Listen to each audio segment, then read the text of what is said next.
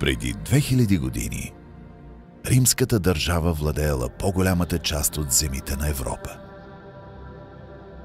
Местните племена и народи често правили опити да изгонят завоевателите.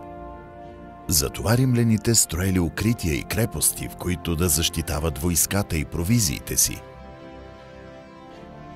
Точно тогава, по онова време, неизвестен римски стратег забелязал над древното селище Фехервар елипсовидната скална тераса, заобиколена от непристъпни червено-багрени скали.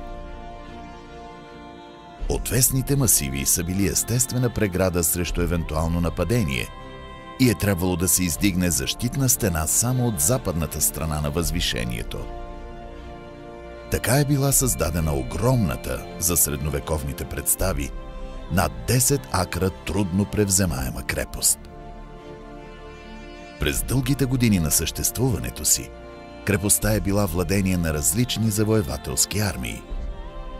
Тъй като са оценявали високо нейното значение за района, всеки, който е покорявал крепостта, е правил поправки и подобрения в укреплението, което до средата на 13 век вече имало функциите на отбранително, наблюдателно, охранително и съобщително съоръжение.